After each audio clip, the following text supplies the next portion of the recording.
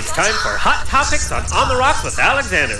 Better pour yourself another. This is hot. That's hot. That's hot. This is really hot. That's hot. That's hot. So hot, you guys. Okay, we're going to end the show with this hot topic. I'm glad I have two authors for this one.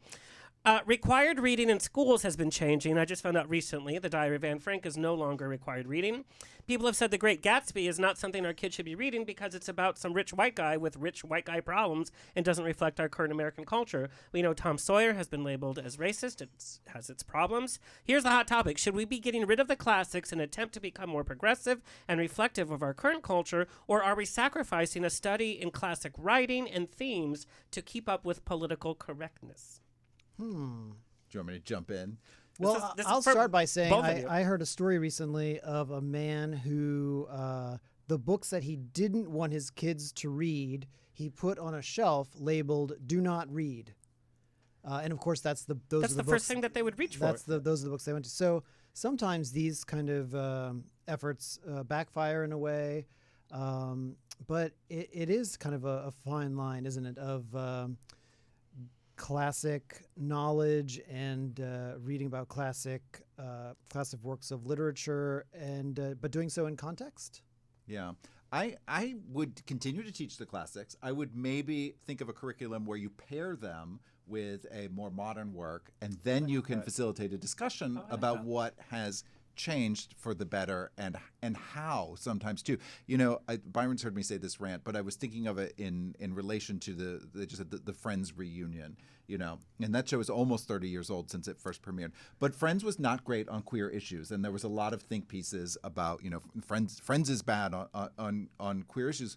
Well, dated thing feels dated is not a thesis in and of itself, where I think instead of being angry at something that was imperfect on queer issues as in relation to how we view them today, be grateful for all the people who did the hard work to change the culture so rapidly that something from a quarter century ago, which is not that long, long ago, and it's still, we're watching it in reruns, that something from 25 years ago feels that dated and feels that wrong on the issues. It's not magically that it feels wrong. It's because we've done the work to make the culture better. And so I would like to pair something classic with something modern and then talk about how the culture has evolved and why the dated thing feels dated. I really love that because it's like a foil, it's like, a reflection of each other. And, back in the sitcom days of Friends, it's like, that's so gay. And there was like jokes about Joey and Chandler, oh God, they're so gay. And it's like, well, that's not the worst thing, Yeah. I love this idea. Good job, babe. All right. Well, we did it. All right. So that was our hot topic. Just bam. Well done. Oh, no. Do you have another? I mean, I don't know. No, girl, I have many, many hot topics. But I wanted. Wait, who banned Anne Frank? They didn't ban it. It's just not required. It's not required reading. Well, see, that's another thing. So sometimes we think like history is longer ago than it was. Anne Frank was born the same year as Barbara Walters. And so I saw that fact probably a month ago, and it just blew my mind. Isn't that truly incredible? So the fact that it doesn't feel so historical when we think she could still be here today. And when we're talking about the atrocities that have happened in this last year in our own nation, we think, something like the Holocaust just becomes this farther away idea, and it's like, we're not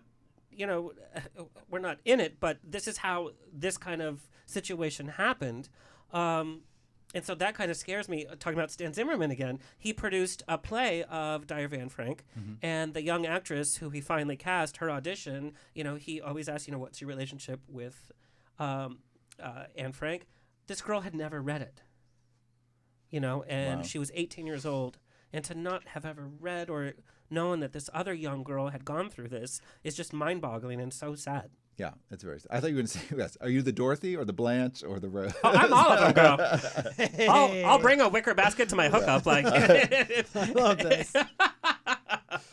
And, we forget how to read classic. Like the fact that cursive is not even taught now in schools. That's all I write is in cursive because that's what I was taught. But if we forget how to teach how to read classic, then nobody's going to read it at all because they can't. Right.